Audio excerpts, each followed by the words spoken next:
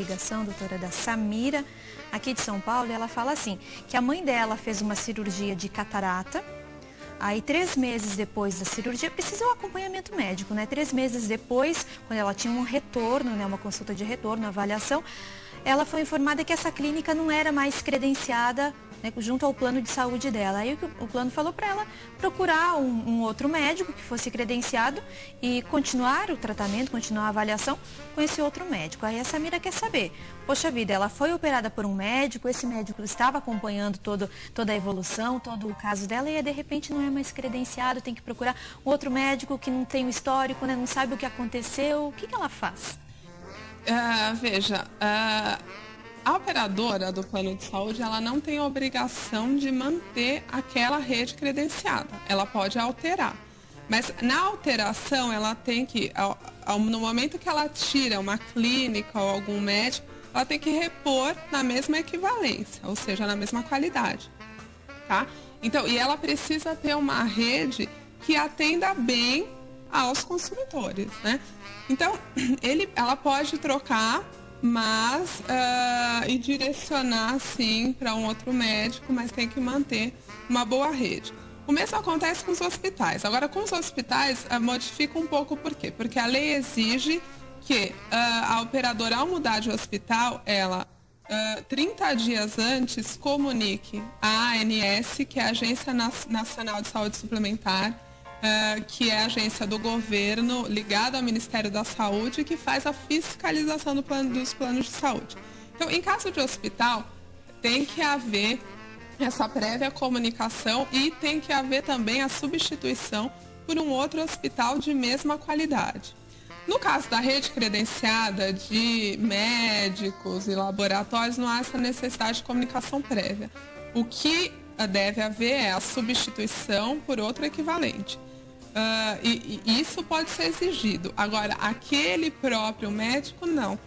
O que pode acontecer nesse caso é dela continuar com o atendimento, mas aí um atendimento particular.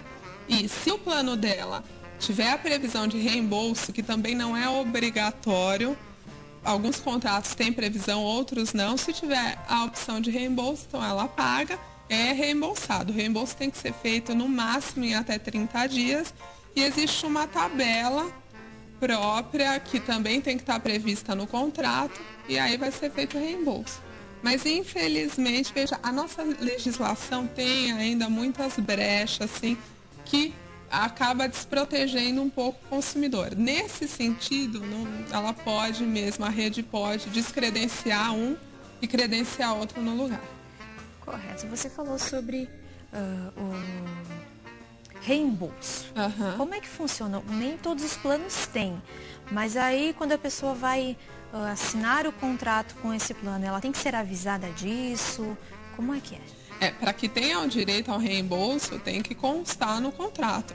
E é por isso que a gente fala que é muito importante, no momento da contratação, é muito importante que o consumidor analise aí todo o conjunto de coisas para que atenda ao objetivo dele. Então, por exemplo, se ele quer um reembolso, ele tem que contratar e vai constar no contrato o direito ao reembolso. Tá? É feito de acordo com uma tabela que muda de tempos em tempos de acordo com a atualização dos valores de consultas médicas, hospitalares, enfim. É uma tabela que muda, mas o reembolso não é para todos, não. Então, na contratação é importante que se veja, por exemplo, a pessoa geralmente não viaja, ela geralmente está na cidade dela. Então, se ela contratar um plano regional, ela vai pagar menos do que um plano nacional ou mesmo um plano internacional. Então, ela tem que averiguar. Então, só uso na cidade, vou contratar o regional, que vai encarecer menos. Qual é a rede credenciada que eu preciso? Então, analise direitinho os hospitais, os laboratórios. Mais do que isso, o consumidor tem que tomar cuidado com a propaganda enganosa. Então, assim, quando ele vai contratar, ele tem que... é muito importante que ele guarde o contrato, guarde toda a publicidade, porque vincula a operadora. Mas, além disso, é importante também que ele telefone para os hospitais para averiguar mesmo se continua. Porque assim, é muito comum, você contrata, porque você viu aquele determinado hospital que é do seu interesse. Olha, esse hospital faz parte da rede, vou contratar esse plano. E aí você entra e quando você precisa, tá suspenso, tá suspenso. Entendeu? Então, além de ter lá o folheto, os principais, o que é mais no meu interesse, telefona, é bom telefonar para não ter maiores problemas. Temos participação por telefone, eu converso com o Eduardo de São Paulo. Alô, boa tarde. Alô? Alô, boa tarde. Tudo bem, Eduardo? Tudo bem, sim. Alô? Tá ouvindo direitinho? Tô ouvindo sim. Então fica à vontade e faz a sua pergunta. Então, doutora, minha pergunta é um pouco complicada, A gente não tá né? conseguindo ouvir. Eu contratei um serviço, né, um convênio, aí fiz o convênio em março. Alô, Eduardo? Alô? Agora a gente tá ouvindo. Pode tá fazer ok. sua pergunta. Então, eu contratei um convênio, né, em março, para uma única exclusividade para me fazer uma cirurgia que eu tenho rinite. Porém, agora passaram alguns meses, vencendo algumas carências, né? Eles alegaram que eu não posso estar fazendo uma tomografia, sendo que o médico passou para mim uma tomografia, eu fui ao médico, fiz tudo o que eu tinha que fazer, o médico passou uma guia. Só que eu tenho que ligar para pedir uma senha. Lá eles me informaram que eu tinha que pegar essa senha, porém eu tinha que ter o CID e a observação clínica com o médico. Tive que voltar no médico só para isso.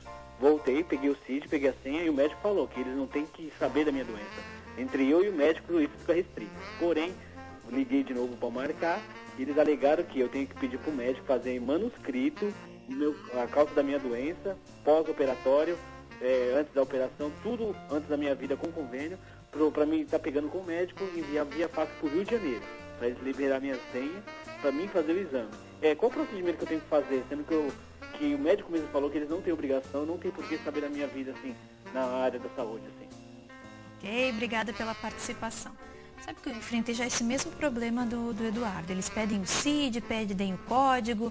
Mas o médico tem que fornecer. Aí o médico fala, não, mas o laboratório tem. Mas é o plano de saúde quem tem que formar.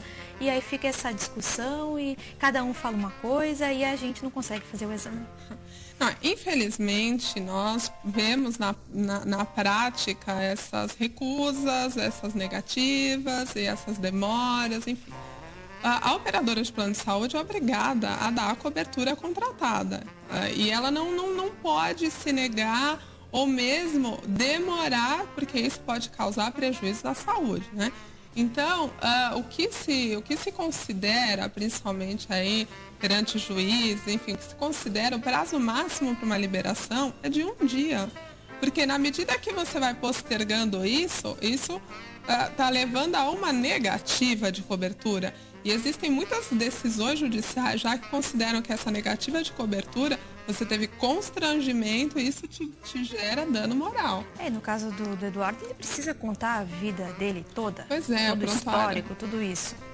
Quando se contrata um plano de saúde, isso é muito importante ressaltar. Quando se contrata um plano de saúde, você é obrigado a preencher uma declaração de saúde. Nela vai constar todos, e a operadora tem isso, então nela vai constar todo o seu histórico de saúde. Então todas as doenças que você já teve, enfim, isso é muito importante. Então, às vezes o corretor até fala, coloca não em tudo, não tem problema. Tem problema sim, é muito importante. Por quê? Um caso, por exemplo, de doença pré-existente que você não informou, e depois você pode ter uma negativa, porque doença pré-existente é obrigatório informar, e o prazo legal que a operadora, hoje, através da lei dos planos de saúde, o prazo legal máximo para a carência é de 24 meses. Então, se você tinha uma doença pré-existente, você tem que anotar na sua declaração de saúde e seguir lá o prazo da carência. No caso do Eduardo, ao que parece não é uma doença pré-existente, ou se for, já cumpriu o prazo de carência. Então, a operadora de plano de saúde não pode negar, isso é ilegal, é abusivo, e ela pode sim ser condenada até a pagar danos morais por conta dessa ilegalidade. Pode recorrer à justiça por causa disso? Sim, tanto para obrigá-la, através de uma medida liminar, obrigá-la já a cumprir a obrigação da cobertura. Fazer o exame imediatamente. quanto um prejuízo moral que ele teve por conta de todos esses constrangimentos.